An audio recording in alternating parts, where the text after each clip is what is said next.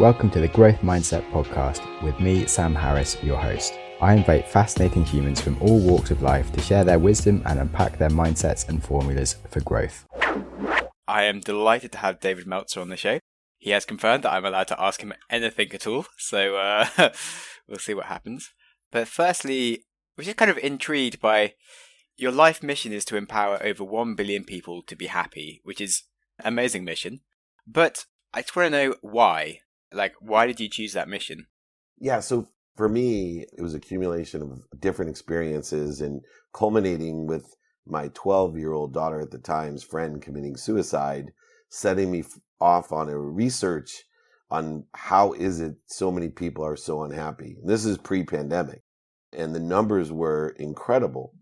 And before we could get to any of the other issues in the world, happiness seemed to be the biggest problem. People did not know how to create abundance in their lives. They didn't know how to help other people, and they didn't know how to have fun. And what I found was the common denominator of all happy people, whether they're rich or poor, sick or well, tall or short, skinny or fat, whatever religion, spirituality, or philosophy they subscribe to, gratitude was the only common denominator of all happy people.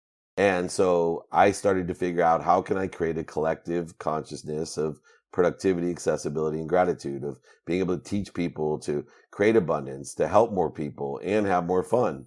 And stemming from the core basis of being able to empower other people, to be happy, to learn gratitude, creating gratitude challenges, teaching people to say thank you before they go to bed and when they wake up, to teach them coherence of gratitude, to not only remember to be grateful, but to actually be grateful. Through this journey, I've created a mission to empower over 1 billion people, finding 1,000 people like you, Sam, to empower 1,000 people, to be happy. Nice. That's a epic mission. Is there a quick way that you can if you had 10 minutes with one person, what would you do to make sure that they always had more gratitude? For me, it would give them the 5 daily practices and go over those with them and have them commit to a minimum amount of time to do these 5 daily practices, to know their what they want personally, experientially, giving and receiving, who they can help and who can help them, how best to get it done with the lenses of productivity, accessibility, and gratitude, the lenses of efficiency, effectiveness, and statistical success. Teach them to know their now, how to prioritize. Prioritization is the antidote to procrastination and feeling overwhelmed, anxious, frustrated, angry, guilty, resentful. And then finally, teaching them or having them think about there's something bigger than them, an omniscient, all-powerful, all-knowing source that loves them more than their mom loves them, and that they can use that cornerstone to apply their why. Identify what is interfering with who they really are. Remind them they're happy, healthy, wealthy, and worthy. Teach them through the what, the who, the how, the now, and applying the why, how to clear what's interfering with their happiness, their health, their wealth, and their worthiness, instead of going on this endless journey of trying to get happy, healthy, wealthy, and worthy. Yeah, it's a great destination to aim for, but actually when you reach things, you actually just got to enjoy the journey the whole way doing it. Do you ever reach a point where you're at the right amount of happiness and gratitude, or is it something you should just always seek to improve? Yeah, so I'm on the enjoyment.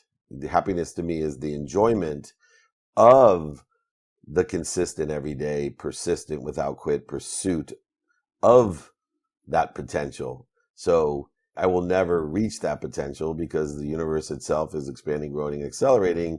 I myself, a subscriber to the philosophy, not of pursuit of happiness, but happiness is the pursuit. So as long as I only spend minutes and moments in the day in interfering with that pursuit, then I will be happy, but knowing there's more happiness to come, that there's a world of more than enough of everything, limitless and infinity of happiness that I'm pursuing, but I'm enjoying the pursuit. So there is no pursuit of happiness. Happiness is the pursuit. Yeah. I like that. And the same, it's a way you can people generally try to avoid filling time with work because if they don't like their work. But if you really like work, you almost want to fill your time with work, or you be filling work with your time because of it's so much enjoyment. by giving your time into this work, if that makes sense. Yeah, well, I don't believe in work, right? I believe in activity you Yeah. get paid for and activity you don't get paid for. And, work itself creates resistance, voids, and shortages. And of course, if we can find the light, the love, and the lessons in whatever activities we utilize and prioritize, we're going to be much more happy than those people that are looking for what's missing, what they don't want, focusing in on the void, shortages, and obstacles, wanting what other people want for them.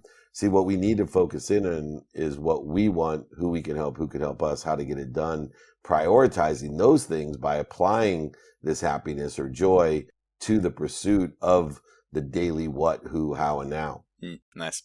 So if we just backtrack a lot to your childhood, what would you say were useful mindsets that made you curious to sort of maybe go in this journey? And what were mindsets that were really stupid and unhelpful that you've sort of changed as part of your development journey? Well, one of the pursuits that had both the positive and the negative impact was the pursuit that I wanted to buy my mom a house and a car. Because my objective was to make a lot of money to buy my mom a house and a car, the positive that occurred was I learned to be consistent and persistent in the pursuit of making money. I also kept my options open because I was always looking at opportunities that made more money instead of living in a box, instead of living like a tube, food in, food out, instead of living like the myth of Sisyphus, like most people push a boulder to the top of the hill just to have it roll down to the bottom the next day. The positive aspect of having a desire that I must be what I can be in order to effectuate buying my mom a house and a car had all those positive impacts and attributes of learning. The negative part was that it reinforced scarcity by limiting me to wanting to buy my mom a house and a car, thinking money buys love and happiness, and money was my objective. I created shortages, voids, and obstacles in my life. I lived at times in a world of not enough, where I was a victim because there wasn't enough money, and I was focusing in on not having enough money to buy my mom the house and a car, to the scarcity of buying things as I made money that I didn't need, things that impressed other people, or I bought things to impress people I didn't even like. And so regardless of the amount of money I had, and I was a millionaire 9 months out of law school, a multimillionaire before 30 when I was running Samsung's phone division, multimillionaire with access to everything when I was running Leigh Steinberg Sports Entertainment, the most notable sports agency in the world that they made the movie Jerry Maguire about, I still was unhappy because the negative impact of believing money buys love and happiness by confirming love and happiness can be derived from money created all of these resistance, shortages, voids, and obstacles of living in a scarce world. Until I realized that money was an energy, an object of energy that we put into the flow to get what we want, until I realized it was aligned with my faith. My faith was an object of energy that I put into the flow to get what I want, always being protected and promoted. I started to realize the importance of money was simply money allowed me to shop. And if I shop for the right things, for the right reasons with faith, I could be extremely happy. And if I shop for the wrong things, for the wrong reasons, I would create a bunch of scarce limitations in my life that would only cause me or derive more interference between me and my ultimate happiness. Nice. So you spoke about scarcity and the fact that earning lots of money doesn't actually make you happy, and money is energy that's just like a useful tool to make things happen. But how do you come to realize that? Because loads of people sort of go through this process where they make lots of money, they realize that that's not the source of the thing, and then they go on to do something more useful with their life and they do become happy. But it's very hard to have the freedom of thought without then having the money, because if you kind of have a scarcity mindset until you've made money, how do you think you could have taught that to yourself when you still didn't have any money and you were kind of feeling scarce, if that makes sense? I'm not sure you can. You would have to have an extremely good mentor, someone that sits in the situation that you want to be in. But that's the problem with being a parent, is that, we've experienced certain things, and what we can do as parents is share those experiences with our children, the situational knowledge, the dummy tax, the lessons that we've learned. But human nature is to experience it ourselves. Unless someone is an effective communicator and allows you to not only experience the thinking, saying, doing part of what it's like to know that money doesn't buy happiness, but actually the feeling part, it will never reside in the subconscious and unconscious. It will never crack the quantum code. It'll never be part of your energetic or genetic inheritance until you experience it yourself. So all we can try to do is accelerate the learning curve, hopefully to minutes and moments, not days, weeks, months, and years, for the lessons that we've learned. And I don't think that most people could find a mentor that could effectuate the thinking, saying, doing, believing, and feeling part of money does not buy love or happiness. You have to experience it in that realm, subconscious and unconscious, yourself. Yeah, definitely. So, don't know if you've listened to much to Naval Ravikant, but he talks about the fact that you should try and aim to become wealthy first, but the wealthy isn't exactly just being a millionaire with a sports car. It's like having enough money that you don't need to worry about it to do the things you want to do. But then if you develop better forms of gratitude, you don't necessarily need to want to have like a sports car or fly in fancy jets and stuff. You know, that's where I have actually evolved even further through experience, is that, you know, I have a client that bought a Lambo, and I was disappointed that he bought a Lambo. I said, haven't you learned anything from me? Money doesn't buy love or happiness. Why do you have to buy things to impress other people? He said, no, that's not why I bought my Lambo. I said, well, why'd you buy your Lambo? He said, well, I'm an inner city minority kid who grew up at risk, and a bunch of inner city minority kids that grew up at risk see my car and ask me, are you a football player, a basketball player? Are you a rap star? And I tell them, no, I read books and help people. And so the reason that he bought the Lambo is a reason to be happy by having money. See, what I said was money doesn't buy happiness, but it allows you to shop. And if you shop for the right things for the right reasons, like a Lambo to change other kids' lives, it's a great thing to own. And I can give you a lot of great reasons to have private aviation in your life. Not a reason of impressing people or buying things you don't need, but having the right reasons to utilize that money. And thus, this experiential independent variable is essential to people learning for themselves. That was a good story. Thanks. I definitely explained the point. But yeah, I think we're in violent disagreement. That is, because I definitely think you sort of often just need to make your own mistakes, but having money to do the right things is really useful.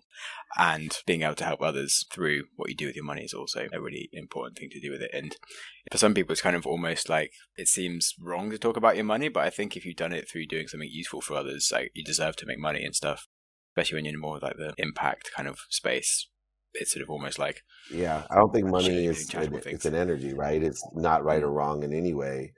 It's like anything else. It's an object of energy that we put into the flow to get what you want. And if you don't get what you want, you learn from it. And like anything else, you know, when I lost, or I call it invest, over $100 million in 2008, I was being protected and promoted to a place that I never could have imagined. It was dying and killing off limitations, not taking away or punishing me. And I couldn't have known that or believed that unless I experienced it myself. Wow. That's intense. I certainly haven't experienced something like that myself, and in the same way that they say if you haven't experienced going like the dot-com bubble or like things before that, it's hard to really know what it's like. And periods of massive inflation, like my generation just has no idea what that's like to go through. And I don't think I'll ever know what it's like to go through sort of investing 100 million into something until I get there. And who knows? I guess I'll give you a call once I'm in that situation. But do you feel money is almost an annoying thing in your life? Because sometimes I get really frustrated by like how easy it is for people to change their minds just due to money and stuff. And I'm like, can't you just have like a path of what you're on and then like the money is regardless? Because if I've always felt like I just do things because I want to do them, and then like some things I get paid well for, some things not, and I try to just not mind too much about it. But it's a hard one to, I don't know. Money frustrates me in many ways. Yeah, I try not to let anything create interference in my life. Money obviously creates a need to be right, a need to be offended, a need to be separate, inferior, superior. Money causes a need to be anxious, frustrated, angry, guilty, resentful. All of these feelings interfere with our true potential. So what I've learned to do is spend minutes and moments in that interference. And when I feel that way, whether it's from money or some close relationship with a family member or other things that are more likely to cause this interference, I realize that my mind and body and soul are on fire, that I'm interfering with my great potential, and I stop instead of resist it, going over it, under it, through it, around it, manipulating it, cheating it, lying to it. I just stop. I don't resist it at all, and I don't accelerate into the frustration, anxiety, fear, etc. I simply breathe, find my higher self, my neutral, and remember, and recollect what I want, who I can help, who can help me, and how best I can get that done, reprioritizing into an energy or frequency that's more productive, accessible, and gracious, allowing me to live in my why, not searching for a why that I already have, but applying the why to who I already am. And this strategy allows me, whether it be money or any other aspect that creates the ego-based consciousness, money being one of the primary ones that does, it allows me to spend minutes and moments in that interference so I can be more happy, make more money, and have more fun. Yeah, that makes a lot of sense. So I'm prone to tangents, and one thing I've sort of found is you're a very good speaker. You come across quite poetic, and you sort of fill sentences with like every single parts of your thoughts. It's really beautiful to listen, and it's nice. Did you practice a lot to be able to speak like this, or was it something that you were always doing as a kid? Like, what? I'm intrigued. So there's two aspects to it. One, with any skill or knowledge that we have, there's an energetic and genetic inheritance. So I've always been quick-witted or clever and be able to articulate what I'm thinking in a manner that was eloquent or frequency-based to be adaptable or acceptable by others. But that just remains to be a quantum possibility or probability or potential of mine, just as if LeBron James, he has a much higher potential of playing basketball than I do, but he has practiced harder and can more consistently than anyone that I know to complement that quantum ability. So yes, I've received an energetic and genetic inheritance that allows me to be eloquent and poetic in the way that I articulate things. But I will assure you that since I was young, I have enhanced that skills and knowledge, knowing that skills and knowledge of this ability would create a basement that's much higher than other people's potential. But I still have to pursue my potential because my desire, it is what determines my ceiling. This skill and knowledge of being articulate does not create a ceiling. It only creates a higher basement than most people have. So a combination thereof of an energetic genetic inheritance combined with consistent, persistent pursuit of my potential of being eloquent and poetic in the articulation of the values that I want to help people with or empower them with. So I appreciate the time. I wish I had more. Thank you so much, Sam. Please, everyone, reach out to me. I'm happy to give those 5 daily practices or the gratitude challenge. David@dmeltzer.com. Sam, thank you so much. Great seeing you. Thank you for joining us this week on the Growth Mindset Podcast. Before you head on to another episode, what's your biggest aha moment from today's discussion? You can share with us your insights and join us on Reason FM. Reason FM is a social podcasting app and the best way to discover new podcasts, connect with hosts and other listeners. Also, don't forget to tune into the Wiser Than Yesterday podcast with me and my co-host Nico, and we expose you to a different perspective and dive into the world's most thought-provoking and inspiring books. That's all for this episode, and with that, keep learning and keep growing.